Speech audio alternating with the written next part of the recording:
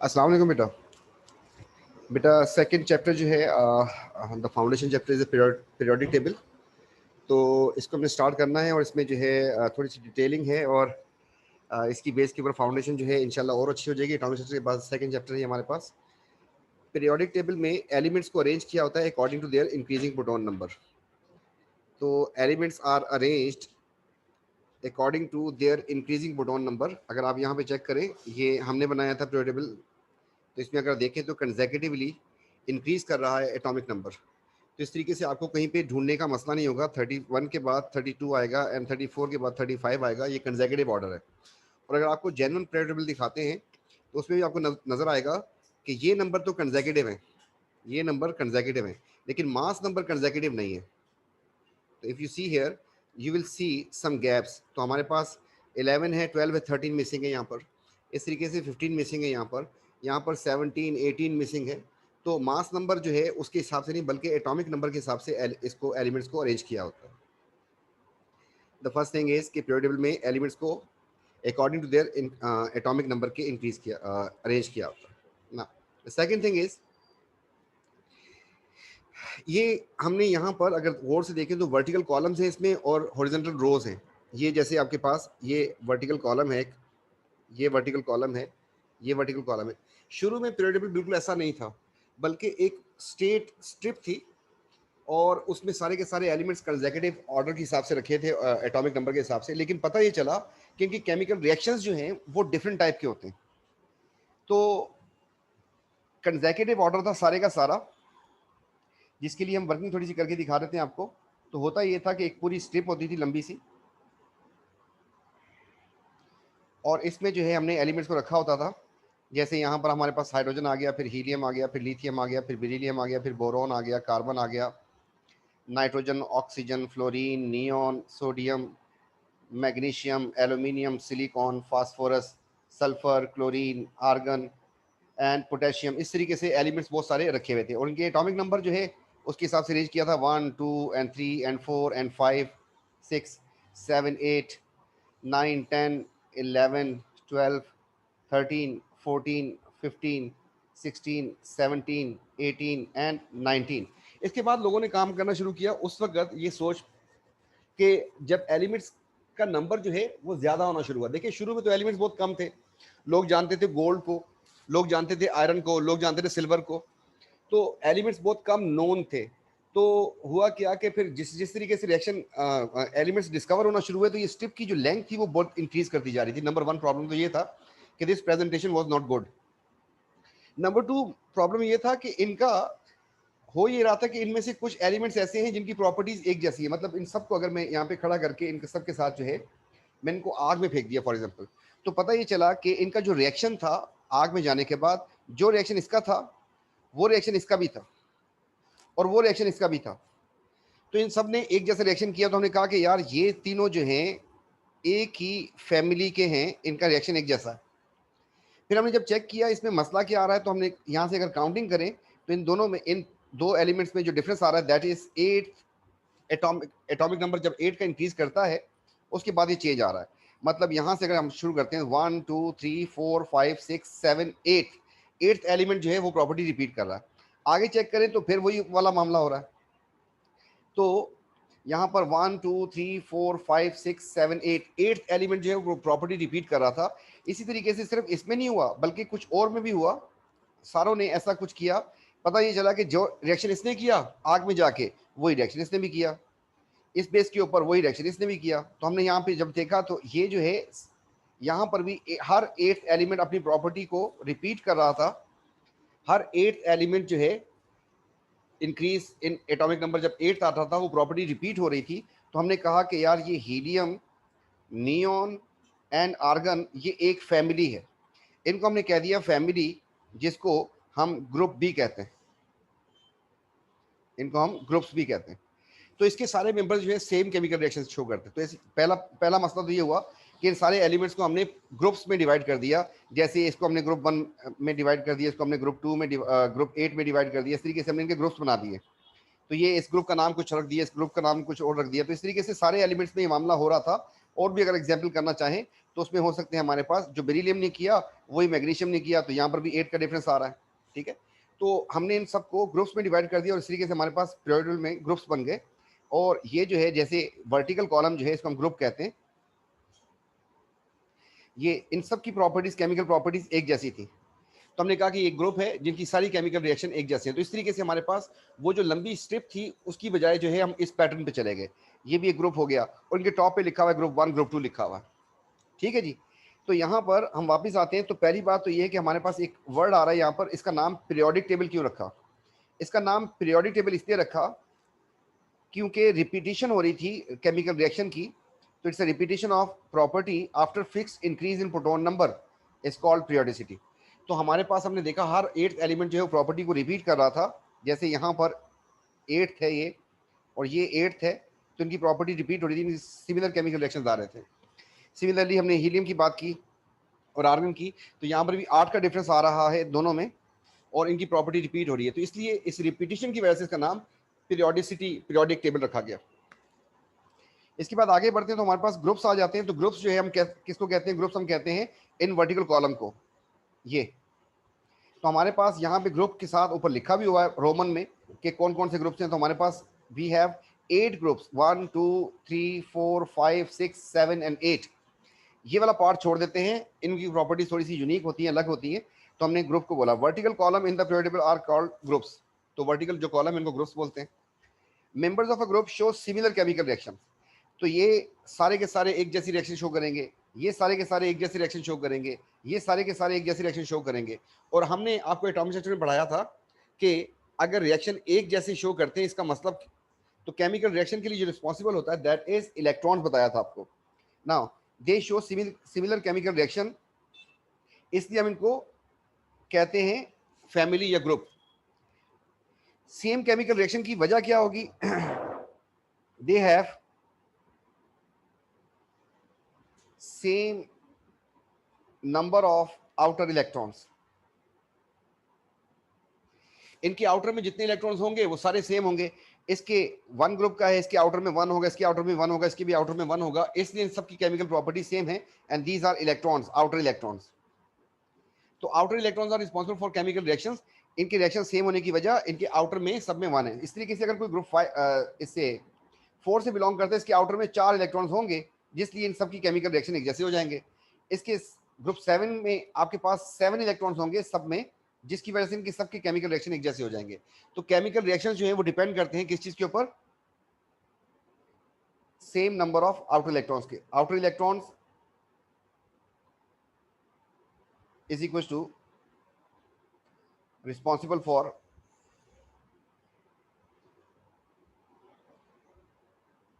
Chemical reactions. तो अगर same होंगे तो सेम हो जाएंगे। तो हमारे पास अभी तक जो हमने बात की, हमने कहा कि वर्टिकल कॉलम जो है उनको हम कहते हैं ग्रुप। वर्टिकल कॉलम्स को कहते हैं ग्रुप। 8 ग्रुप्स होते हैं हमारे पास। इनके सारे मेंबर्स एक जैसी प्रॉपर्टी शो करती हैं। ग्रुप नंबर इंडिकेट क्या करता है? ग्रुप नंबर इंडिकेट करता है नंबर ऑफ वैलेंस इलेक्ट्रॉन्स। मतलब अगर ग्रुप 1 है तो उसके आउटर में 1 इलेक्ट्रॉन होगा। अगर ग्रुप 4 है उसके आउटर में 4 इलेक्ट्रॉन्स होंगे। ग्रुप 7 है उसके आउटर में 7 इलेक्ट्रॉन्स होंगे। और इस तरीके से ग्रुप 3 होगा तो उसके आउटर में 3 इलेक्ट्रॉन्स होंगे। तो ग्रुप नंबर हमें इंडिकेट करता है कि आउटर में कितने इलेक्ट्रॉन्स हैं। इसके बाद हमारे पास आ जाते हैं पीरियड। पीरियड हम कहते हैं हॉरिजॉन्टल रोज को। हॉरिजॉन्टल रोज जो होते हैं पीरियड टेबल में, तो ये लिखा है हमने कि 7 पीरियड होते हैं। पहली बात हॉरिजॉन्टल रोज और दूसरी बात 7। तो हम ओरिजिनल पीरियड टेबल के ऊपर चलते हैं और चेक करते हैं कि वाकई इसमें कितने हैं पीरियड।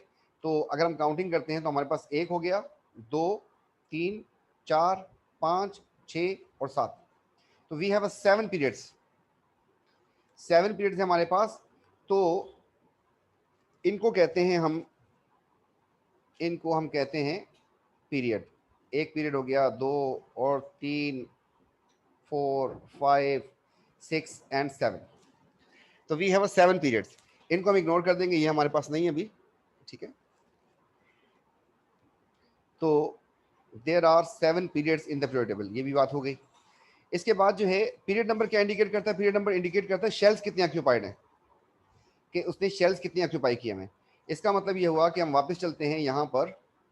इसका मतलब इसमें एक शेल ऑक्यूपाई होगा, पहले पीरियड का तो एक शेल ऑक्यूपाई करेगा, दूसरे में 2 शेल्स होंगे, तीसरे में 3 शेल्स होंगे और पांचवें में 5 शेल्स होंगे। इस तरीके से 7 शेल्स तक कहानी जाएगी। अब इस बेस के ऊपर आपसे कहते हैं कि आप जो है इसको हम जरा साइड पे कर देते हैं, आप लोग के पास नोट्स आ जाएंगे तो आप उस पर खुद भी कर सकते हैं। एक एलिमेंट एक्स है और एक वाई है, इन दोनों के एटॉमिक नंबर हम आपको बता देंगे। तो आपको ग्रुप बताना है एक्स का और वाई का, और आपको पीरियड बताना है कि एक्स का और वाई का पीरियड क्या होगा। तो ये 2 चीज़ें आपको बतानी है। तो क्या हम ये काम कर सकते हैं एटॉमिक नंबर से या नहीं? तो उसने बता दिया, फॉर एग्जाम्पल इसको कहता है 12, इसको कह देता है 6। तो हमने कहा कि ठीक है, ढूंढते हैं भाई। इसकी कन्फ्यूजन अगर करेंगे, ये इलेक्ट्रॉन्स का नंबर है, प्रोटॉन नंबर। तो 2, 8 एंड 2, इसके आउटर में 2 इलेक्ट्रॉन्स आ रहे हैं, इसका मतलब हो गया कि ये ग्रुप 2 का है। इसको कन्फ्यूज करते हैं तो 2, 4 आ जाएगा, इसके आउटर में 4 इलेक्ट्रॉन्स आ रहे हैं, तो इसका मतलब हो गया ये ग्रुप 4 का है। ग्रुप पता चल गया। आउटर इलेक्ट्रॉन इंडिकेट करते हैं ग्रुप नंबर 4 और ग्रुप। इसके बाद पीरियड काउंट करते हैं, तो यहाँ पर 1, 2 और 3, इसका मतलब ये थर्ड पीरियड का है। इसमें 2 शेल्स हैं, इसका मतलब ये सेकंड पीरियड का है। तो इनको अगर हमने जाके चेक भी करना हो तो हम आराम से पहचान सकते हैं। एक 6 था और एक 12 था, तो 6 एंड 12 को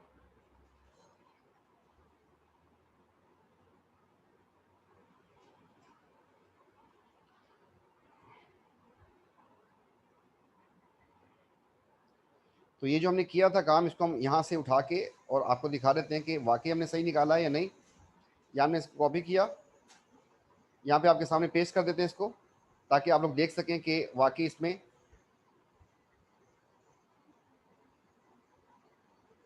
जो सोचा था वैसा है या नहीं। तो आप जाके चेक करना है आपको 6 एटॉमिक नंबर। तो आपके पास 6 ये रहा, और इसको जब चेक करेंगे तो ग्रुप 4 है आपके पास। वाई की बात कर रहे हैं, ग्रुप 4 पीरियड 2, ये ग्रुप 4 हो गया आपके पास। और पीरियड देखें तो आपके पास सेकंड पीरियड आ रहा है। इस तरीके से अगर हम इसको चेक करें तो ग्रुप 2 है 12, तो 12 ये रहा आपके पास, ये ग्रुप 2 है जो कहा था इसके बारे में। एंड इसका पीरियड 3 है, 1, 2 एंड 3, थर्ड पीरियड में ये। तो इस तरीके से हम एटॉमिक नंबर जो है वो इतने काम की चीज़ है जिससे हम उसका ग्रुप भी बता सकते हैं, उसका पीरियड भी बता सकते हैं। इसके बाद जो है हमने 4 ग्रुप्स हैं जो हमारे पास डिटेल में हैं, जिनको हमने करना है। उनमें ग्रुप 1 है, ग्रुप 7 है, ट्रांजिशन मेटल्स हैं, एंड ग्रुप 8 है। तो इनमें से हम हर ग्रुप को देखते हैं ज़रा गौर से। तो पहली बात है ट्रांजिशन मेटल्स जो है, ये ग्रुप जो है इसकी प्रॉपर्टीज हमें याद करनी है, और ये आपके पास तकरीबन हर साल ही क्वेश्चन आ रहा होता है इसके ऊपर। तो पहली बात ये बोलिए कि ये एलिमेंट्स होते हैं ग्रुप 2 एंड ग्रुप 3 के दरमियान वाले एलिमेंट्स को कहते हैं। तो हम जाके आपको मार्क करके दिखा दें कि आपके पास ट्रांजिशन मेटल्स कहाँ कहाँ पे होते हैं। इसको क्लियर कर दिया बेटा, ये ग्रुप 2 है और ये ग्रुप 3 है, इसके दरमियान जो एलिमेंट्स आ रहे हैं आपके पास, मतलब यहां से लेके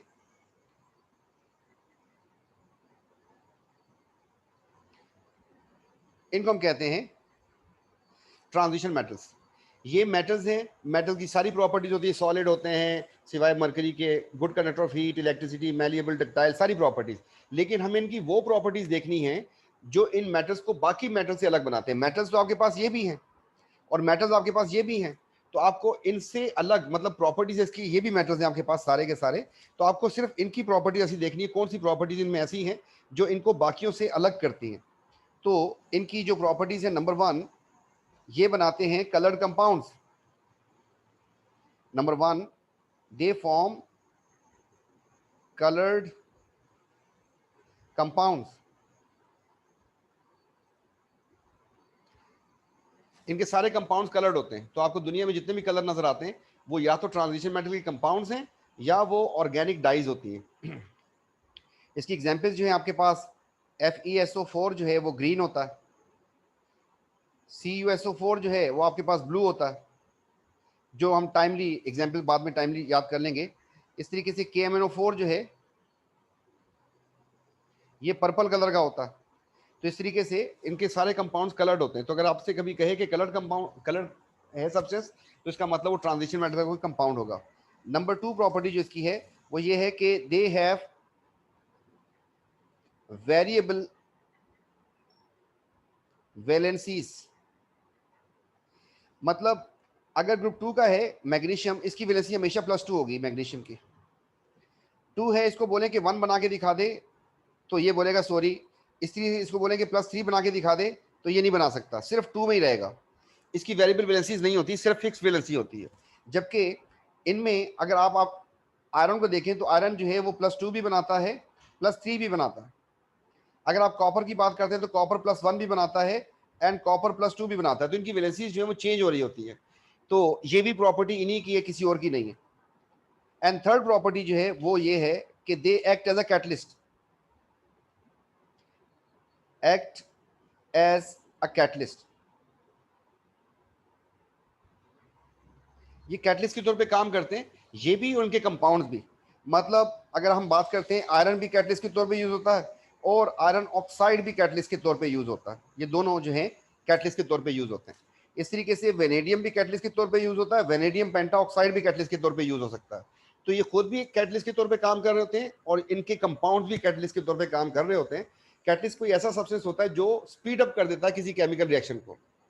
किसी केमिकल रिएक्शन को स्पीड अप करने के लिए, फास्ट करने के लिए जिस केमिकल को यूज करते हैं उसे हम कहते हैं कैटलिस्ट। तो ये इनकी 3 प्रॉपर्टीज हो गई और बाकी एक प्रॉपर्टी इनकी हाई डेंसिटी होती है and high melting and boiling point होता है। तो ये वाली बात भी देख लेते हैं। तो number 1, they form colour compound. यहाँ पे कुछ एग्जांपल्स दी हुई हैं आपको। दे हैव अ वेरिएबल वैलेंसीज, मतलब ये कॉपर 2 आयंस बनाता है, आयरन 2 आयंस बनाता है, इस तरीके से सारे ये इनका कमाल है। They and their compound use as a catalyst. जैसे आयरन जो है हेबर प्रोसेस में यूज होता है, ये मेटल है खुद यूज हो गया।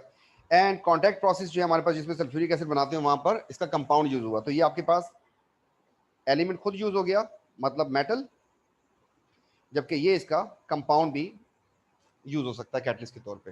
एंड चौथी प्रॉपर्टी इनकी ये है कि they have high melting points and boiling points and also high densities. इनकी डेंसिटीज भी बहुत ज्यादा होती है। तो ये इनकी 3 प्रॉपर्टीज जो हैं बेसिक हैं। और चौथी प्रॉपर्टी ये किसी और मेटल में भी हो सकती है, बहरहाल ये भी हमने साथ बता दी। तो अगर आपसे वो कहता है कि क्वेश्चन के अंदर कि आयरन जो है वो एक कैटलिस्ट के तौर पे यूज हो रहा है, हैबर प्रोसेस के ऊपर सारी बात कर दी उसने। उसने कहा आयरन की 2 प्रॉपर्टीज लिख दें। आपने लिखा सॉलिड है, आपको 0 मिलेगा। आपने कहा गुड कंडक्टर ऑफ हीट, आपको 0 मिलेगा। आपसे कहता है कि इसका मेल्टिंग पॉइंट ज्यादा, तब भी आपको 0 मिलेगा। क्योंकि जब उसने आयरन कह दिया, इसका मतलब वो आपसे वो प्रॉपर्टी पूछ रहा है जो किसी और मेटल में ना हो। तो आपको इसी कॉन्टेक्स्ट में बात करनी है। तो इन 3 में से आपके पास कोई एक प्रॉपर्टी को डिस्कस कर देगा, 2 पूछेगा, और हर साल जो है तकरीबन लाजमी पूछा जाता है इसके बारे में। तो ये आपको अच्छे तरीके से पता होना चाहिए। इसके बाद जो है हमारे पास वो ग्रुप 8 जो है, दैट इज क्वाइट सिंपल, उसको हम कर लेते हैं जरा। उसके बाद फिर हम ग्रुप 1 एंड ग्रुप 7 की तरफ चलते हैं। ग्रुप 8 जो है इसको हम कहते हैं नोबल गैसेस। इसको हम 0 ग्रुप भी कहते हैं, ग्रुप 0 भी कहते हैं। क्यों कहते हैं? तो आपके पास ओरिजिनल पीरियोडिक जो है ग्रुप 8 को ग्रुप 0 भी कहते हैं। तो यहाँ पर 0 भी लिखा होता है कभी कभी, ठीक है जी। तो इस ग्रुप की बात कर रहे हैं, इस ग्रुप की इनकी कौन कौन सी प्रॉपर्टीज होंगी ये जरा देखनी है हमें। Number 1, they all are gases. ये सारी की सारे गैसेस होते हैं। गैस का मतलब कि they are their particles are moving at random. सारे के सारे, इनमें से कोई भी आपस में जुड़ के नहीं बैठा होता। आरटीपी पे, रूम टेम्परेचर पे 25 डिग्री सेल्सियस पे ये सारे के सारे गैस की फॉर्म में होते हैं। इनका नाम भी नोबल गैसेस में यहाँ पर भी वर्ड आ रहा है, ये बात सिंपल सी है। They exist in monoatomic form. देखिए सिर्फ ओनली ये एटम्स हैं पूरे पीरियोडिक में, सिर्फ ये एलिमेंट्स हैं जो कि अकेले अकेले रहते हैं। मतलब अगर आपके पास एक कंटेनर में आर्गन है तो आर्गन का ये एक मॉलिक्यूल होगा अकेला, ये अकेला और ये अकेला, इस तरीके से अकेले अकेले रहेंगे। लेकिन अगर आप बात करते हैं क्लोरीन की, तो क्लोरीन Cl2 की फॉर्म में होता है। मतलब इसमें 2 एटम्स जुड़े हुए हैं आपस में। अगर आपसे कहता है ऑक्सीजन, ऑक्सीजन का मतलब है कि 2 एटम्स आपस में जुड़े हुए हैं और इस तरीके से मिल मिल के रहते हैं। इसे हम कहते हैं डायटोमिक फॉर्म, डायटोमिक फॉर्म। जबकि इसे हम कहते हैं, इस फॉर्म में अगर हो, इसे हम कहते हैं मोनो एटॉमिक फॉर्म। देखिए एक टाइम के बाद में जब आपको पढ़ाऊंगा तो मैं लिखूंगा सोडियम, आप बोलेंगे सर ये भी तो सिंगल है। इसका बेटा लिखा होता है सॉलिड। और सॉलिड जो है, सॉलिड लिक्विड गैस, आप लोग पढ़ते हुए आ रहे हैं कब से? बचपन से। सॉलिड का मतलब होता है कि आपके पास बहुत सारे पार्टिकल्स आपस में जुड़े हुए हैं, तभी तो सॉलिड होगा। And they can vibrate only. तो ये सारे के सारे हैं क्या? ये सोडियम के एटम्स हैं। अब इनका नंबर जो है वो 100 भी हो सकता है और 10 करोड़ भी हो सकता है। इसलिए हम इसके साथ कोई नंबर लिखते नहीं है, मतलब हम ऐसे लिखने की जरूरत नहीं है, क्योंकि पीस पे डिपेंड करता है कितना बड़ा नंबर है ये 1000 भी हो सकता है, ये 20 लाख भी हो सकता है, ठीक है। तो इसको नंबर को फिर मेंशन नहीं करते, बहुत बड़े नंबर को मेंशन नहीं करते, बल्कि सिर्फ लिख देते हैं सॉलिड। सॉलिड का मतलब लोग समझ जाते हैं कि इसका मतलब। तो एक मिसकॉन्सेप्शन ये थी कि सोडियम भी अकेला रहता है, क्योंकि उसके सिंबल में जैसे Cl2 डायटोमिक हो गया, जैसे N2 डायटोमिक हो गया, तो आपने सोचा होगा सोडियम भी सिंगल रहता है, जैसे आर्गन सिंगल रहता है। नहीं, इन दोनों में फर्क है। आर्गन गैस की फॉर्म में होता है, अकेला है बिल्कुल, जबकि ये सॉलिड की फॉर्म में होता है। इसका मतलब कि ये बहुत सारे एटम्स मिलकर रहते हैं। तो मोनो एटॉमिक फॉर्म में सिर्फ के सिर्फ जो है हमारे पास वो नोबल गैसेज ही रहती है। तीसरी बात यह है कि दे आर इनर्ट। इनर्ट का मतलब होता है अनरिएक्टिव, ये रिएक्शन नहीं करेंगे। Unreactive, stable. उसकी वजह क्या है? इनका आउटर शेल कंप्लीट होता है। अब किसी भी एलिमेंट का अगर आउटर शेल कंप्लीट हो जाएगा, वो इनर्ट हो जाएगा, अनरिएक्टिव हो जाएगा।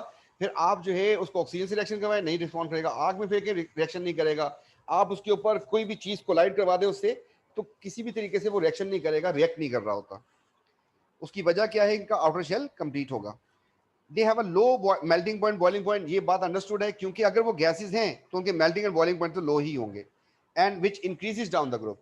इसका मतलब ये हुआ कि हीलियम, नियॉन, आर्गन, इस तरीके से जब गैसेस नीचे की तरफ आ रही हैं, क्रिप्टॉन वगैरह, तो इनका मेल्टिंग पॉइंट जो है पहली बात तो लो होता है। मतलब इसका मेल्टिंग पॉइंट अगर 2 है, इसका 10 हो जाएगा, इसका 16 हो जाएगा, इसका 22 हो जाएगा मेल्टिंग पॉइंट। एक तो पहली बात लो है, दूसरी बात नीचे की तरफ इंक्रीज भी कर रहे हैं, तो नीचे वालों का मेल्टिंग एंड बॉइलिंग पॉइंट जरा ज्यादा होता है।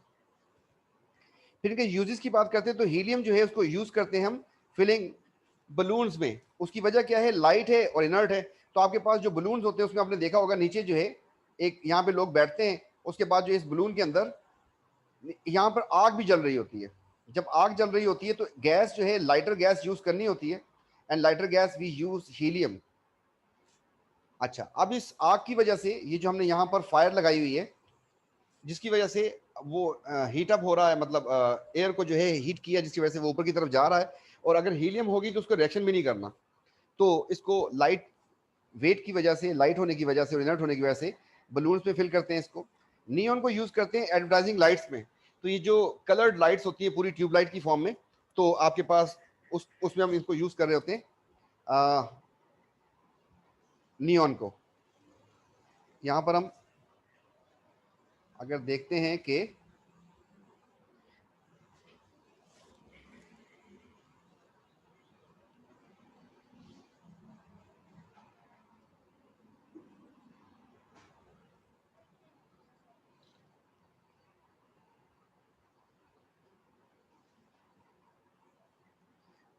तो एडवर्टाइजिंग लाइट्स जो है ना, ये वाली जो होती है हमारे पास इमेजेस पे आ जाते हैं हम लोग, तो ये सारी की सारी जो है इनमें आपके पास ये नियॉन जो है यूज हो रही होती है। जैसे ये हो गया, ठीक है, इस तरीके से और हैं। तो इन सब में आपके पास ये एलईडी हैं जो आजकल तो बहुत कॉमन हो गई हैं। तो ये सारी की सारी हमारे पास एडवर्टाइजिंग लाइट, इसमें हम नियॉन यूज कर रहे होते हैं। इसके बाद वापस आते हैं तो हमारे पास इसको यूज करते हैं फिलिंग लाइट बल्ब्स में।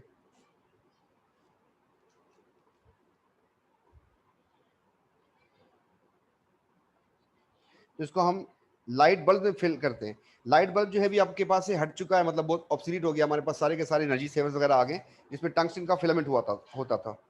तो इसमें हम इसको यूज करते थे।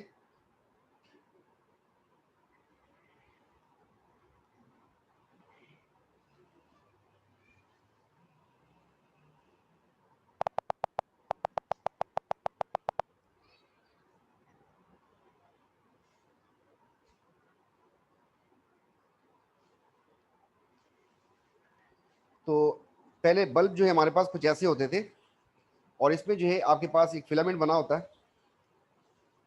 सॉरी, आगे निकल गया। तो इसमें जो है हम इसमें गैस फिल कर देते थे, कौन सी? आर्गन।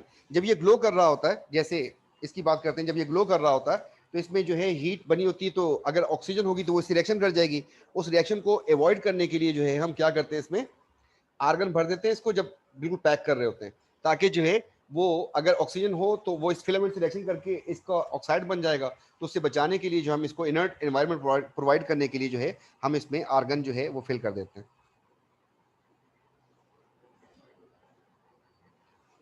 तो ये हमारे पास ग्रुप 8 की प्रॉपर्टीज हो गई। बहुत सिंपल सा था कि सारी की सारी गैसेस है, सारे मोनोटॉमिक फॉर्म में एग्जिस्ट करते हैं और अनरिएक्टिव होते हैं, और उसकी वजह ऑक्टेट इनका कंप्लीट होता है, और इनके यूजेस में फिलिंग लाइट बल्ब्स, और उसके अलावा जो है एडवर्टाइजिंग लाइट्स में, और इसको यूज़ करते हैं हम लोग लाइट बल्ब में। इसके बाद जो है हम अब जो है ग्रुप 1 की प्रॉपर्टीज करने जा रहे हैं। तो ग्रुप 1 जो है इनको हम दिखा दें कि ग्रुप 1 वाले कौन से होते हैं एलिमेंट्स। तो इन्हें हम कहते हैं ग्रुप 1 वाले एलिमेंट्स। मैं आपको यहाँ पर एक चीज़ बता दूँ थोड़ी सी, कि हमारे पास यहाँ पर एक बॉर्डर लाइन होती है जिसे हम कहते हैं स्टेयर केस, जो कि मेटल्स एंड नॉन मेटल्स को अलग करती है। इस तरफ सारे के सारे जो हैं ये मेटल्स होते हैं, ये सारे मेटल्स होते हैं। इनमें से हम जिस ग्रुप को करने जा रहे हैं दैट ग्रुप इज ग्रुप 1। इनकी प्रॉपर्टीज देखनी है। इनके आउटर में 1 इलेक्ट्रॉन होता है, ये बी मेटल्स हैं। अब इनकी वो प्रॉपर्टीज देखनी है जो इनको यूनिक बनाती है, बाकी मेटल से अलग करती है। तो पहली बात, ये सॉफ्ट मेटल होते हैं, वैक्स जैसे सॉफ्ट मेटल्स। इनको आराम से चाकू से आप कट कर सकते हैं। मेटल्स नॉर्मली ऐसे होते नहीं है। तो मेटल्स जो हैं उनमें हार्डनेस होती है, उनको चाकू वगैरह से कट नहीं किया जा सकता। तो ये पहली बात, सॉफ्ट मेटल्स होती है, can easily B cut by knife. Number 2, इनको एल्कली मेटल्स कहते हैं सारे मेटल्स को। और एल्कली क्यों कहते हैं तो हम एसिड बेस सॉल्ट जब पढ़ाएंगे फिर इंशाल्लाह आपको समझा देंगे कि क्यों कहते हैं इनको। नंबर 3, कि इनके आउटर में 1 इलेक्ट्रॉन होता है, तो हमेशा ये लूज करते हैं एक इलेक्ट्रॉन, और इनका चार्ज जो है +1 होता है हमेशा। सबका चार्ज जो है +1 आएगा, चाहे लिथियम है चाहे सोडियम है। जब भी ये लूज करेंगे इलेक्ट्रॉन, एक ही इलेक्ट्रॉन लूज करना है जो इनके पास है, इनके ऊपर चार्ज हमेशा +1 होगा। इनकी वैलेंसी हमेशा फिक्स होती है +1। ये बहुत ज्यादा रिएक्टिव होते हैं क्योंकि इनको एक इलेक्ट्रॉन लूज करना है और जो है इनको स्टेबिलिटी मिल जाएगी। तो एक इलेक्ट्रॉन लूज करना है, स्टेबिलिटी मिल जाएगी, तो दे आर वेरी रिएक्टिव। और इस रिएक्टिविटी की वजह जो है, हम पहले इनको प्रॉपर्टीज को देख लेते हैं, उसके बाद फिर हम यहाँ पे थोड़ा सा समझाने के लिए कुछ और भी यूज कर लेंगे। Number 1, they are known as alkali metals. They are soft, means can be cut by knife. Metals ऐसे सॉफ्ट नहीं होते। They are very reactive and react with oxygen of air. मतलब अगर आपने इस मेटल को एक टेबल के ऊपर रख दिया, तो जो एयर में ऑक्सीजन है उसके साथ ये रिएक्शन कर जाएगा और खराब हो जाएगा। इसलिए हम क्या करते हैं, हम इसको रखने के लिए हम इसको किसी कंटेनर में रखते हैं। नंबर 1, इस मेटल को जब रखना होगा तो इस कंटेनर में रखेंगे और इसको भर देंगे किससे, ऑयल से। अब ऑयल जब होगा, इसमें ऑयल डाल देते हैं। अब जो है ऑक्सीजन से इसका रिएक्शन नहीं हो सकता, तो इसको अगर आपने ओपन एयर में छोड़ा तो रिएक्शन कर जाता है। तो इसलिए हम इनको स्टोर करते हैं किस चीज में, इनको हम स्टोर करते हैं ऑयल में, to prevent their reaction with oxygen of air. They have a low densities. Low density का मतलब ये हो गया, and they are less denser than water. इसका मतलब ये हुआ कि अगर आप जो है, ये आपके पास पानी था, आपने अगर इसमें आयरन डाला Fe, तो Fe तो जाके नीचे डूब जाएगा, सिंक हो जाएगा। लेकिन अगर आपने इसमें सोडियम फेंका, ये सोडियम का पीस था, तो सोडियम का पीस जो है, ब्लैक कलर कर देता हूं इसका मैं, तो सोडियम का पीस इसके ऊपर तैरेगा। जैसे सोडियम ये फ्लोट करेगा इसके ऊपर, ये नहीं डूबेगा, इसकी डेंसिटी कम होती है। They react vigorously with water and catches fire. ये पानी के साथ इनका रिएक्शन जो है बहुत ज्यादा एक्सप्लोसिव होता है और ये आग भी लग जाती है इनको। इसके साथ हम ये वाली प्रॉपर्टी भी बता देते हैं, और ये प्रॉपर्टी इसके साथ भी मैच हो रही है कि इनकी रिएक्टिविटी नीचे की तरफ इंक्रीज करती है। उसकी वजह क्या है कि इनको इलेक्ट्रॉन लूज करना है।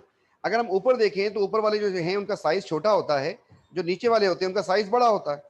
अब अगर साइज छोटा और बड़ा है तो सेंटर में आपको पता है कि प्रोटॉन होता है, और उसने क्या किया होता है, इलेक्ट्रॉन्स को होल्ड किया होता है।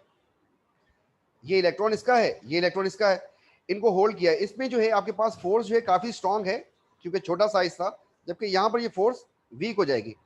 अब अगर इलेक्ट्रॉन लूज करने की बारी आती है तो इसको लूज करना है और इसको भी लूज करना है, तो आपके ख्याल में लूज करना किसके लिए आसान हो जाएगा, जिसमें फोर्सेस वीक हैं। तो this will be easy and this will be difficult. इसलिए नीचे की तरफ जब साइजेस बढ़ेंगे तो लूज करना आसान हो जाएगा। तो हम कहते हैं कि रिएक्टिविटी जो इनकी है वो इंक्रीज करती है डाउन द ग्रुप। इसका मतलब सोडियम से ज्यादा रिएक्टिव पोटेशियम होगा, पोटेशियम से ज्यादा रिएक्टिव रुबिडियम होगा, और रुबिडियम से ज्यादा रिएक्टिव सीजियम होगा। इस तरीके से ही काम चल रहा होगा। इस बेस के ऊपर आपको एक छोटी सी क्लिप दिखाते हैं।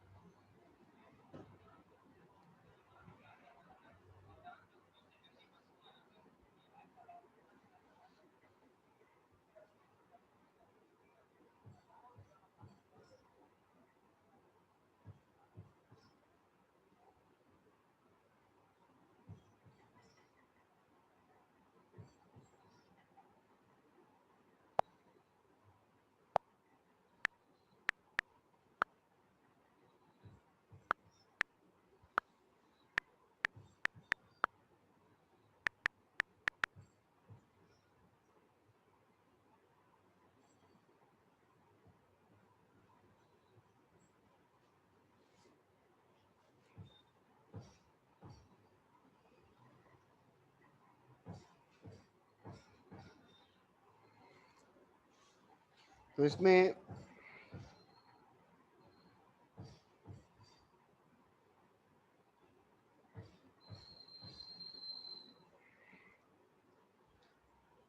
ये असल में मेरा चैनल आ गया, इसको हटा देते हैं, ओपन करते हैं इसको। तो